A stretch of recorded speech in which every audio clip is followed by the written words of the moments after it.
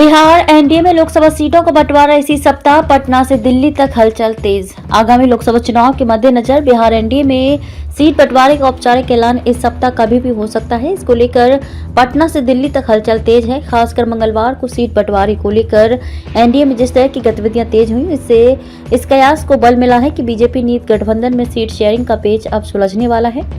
इसके बीजेपी लगातार अपने सहयोगी दलों के साथ संपर्क में है।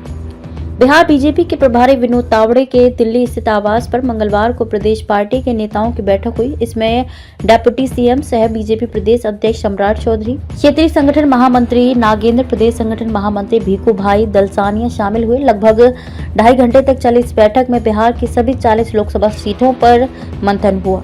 इस मीटिंग में बीजेपी नेताओं ने हर एक सीट पर बातचीत की। साथ ही बीजेपी की सिटिंग सीटों में पर्यवेक्षकों से हर लोकसभा क्षेत्रों के लिए आए 4-6 नामों में 3-3 नाम छांटे गए हैं। पार्टी आलाकमान को हर सीट पर 3-3 नामों की लिस्ट भेजी जाएगी। इन्हीं 3 में से किसी एक को उम्मीदवार बनाया जाएगा। सम्राट चौधरी बोले, चुनाव की घोषणा से पहले हो जाएगा सीट बंटवारा। बीजेपी प्रदेश अध्यक्ष सम्राट चौधरी ने मंगलवार को मीडिया से बातचीत में कहा कि लोकसभा चुनाव की घोषणा से पहले एनडीए में सीटों का बंटवारा हो जाएगा। सम्राट मंगलवार को ही दिल्ली से पटना लौटे। वे 1-2 दिन में फिर से दिल्ली जाएंगे। उन्होंने कहा कि एनडीए में सब कुछ ठीक है, कहीं कोई दिक्कत नहीं है, कोई भी गठबंधन छोड़कर कहीं नहीं जा रहा।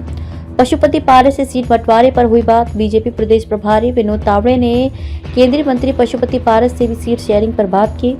तावड़े ने पारस से लोजपा के दोनों गुटों का विलय करने और चिराग पासवान के साथ मिलकर चुनाव लड़ने का सुझाव दिया, ताकि लोकसभा चुनाव में एनडीए मजबूत स्थिति में जा सके। हालांकि पशुपति पारस ने कहा कि हाजीपुर सीट से वही चुनाव लड़ेंगे। उन्होंने अपनी पार्टी की 4 सीटों पर भी अपना दावा स्वाभाविक बताया।